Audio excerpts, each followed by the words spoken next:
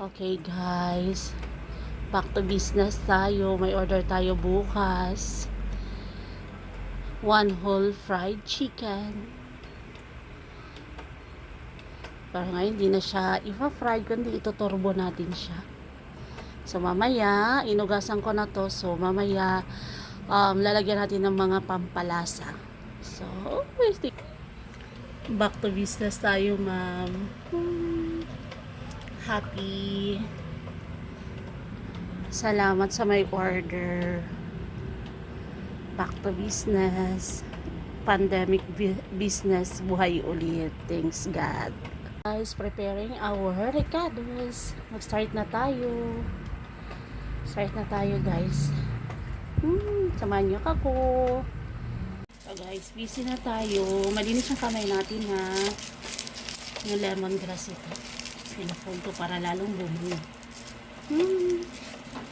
Masarap kasi ang isang manok pag may lemongrass. Dapat ito, iniikot natin yung lemongrass para ipasok natin dun sa loob ng tummy na chicken para lalo siyang magkalasa, guys. Pandemic time na business. Prepare na natin ang kalamansi. Marami na tayong nakat.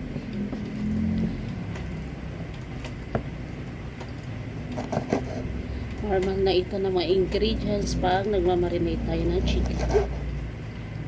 Natin ng mga pampalasa. And then yung tinadtad natin yung seasoning na yan. So ihalo natin dito para marinate. Ito na siya, guys.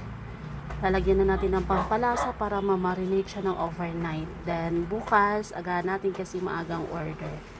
And then prepare natin pampalasa. Lalagyan natin sa loob with all yung mga other pang ricados dyan.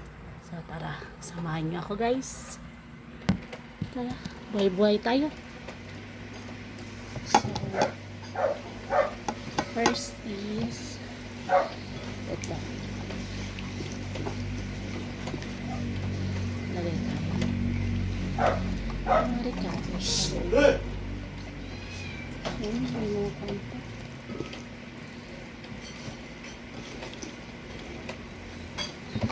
Lalo siyang magkalasa. Didip natin yung mga ilagay natin lemongrass.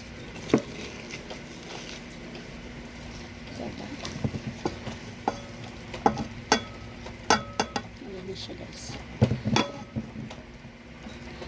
Yung mga ito pang pampalasa, guys. Malinis ang kamay natin na lalo siyang magkalasa. Ayan, ilalak na natin siya kasi nalagyan na natin ng mga ricado sa loob. Maglalak na tayo, guys. Wow, parang hindi na ako marunong maglak, ha.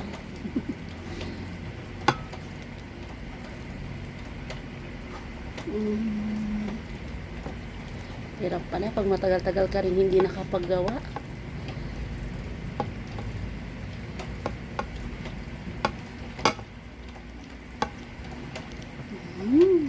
My God.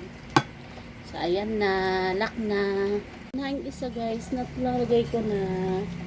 Timplado na yan. So ready na bukas. Okay, guys, ito na yung huli. So mamarinate natin to na buong gabi para bukas luluto na natin. Lalak na ako. Wala lang tayo maglak.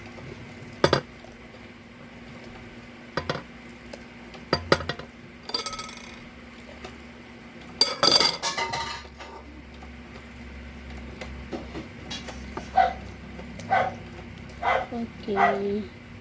Eto na, guys. So, done na. Ready na for luto bukas. Guys, all the ricados na sa loob na. Kompleto na lahat. So, bukas, i-ready na natin yan para lulutuin. Fridge muna natin yan ngayon. Thank you. Bye.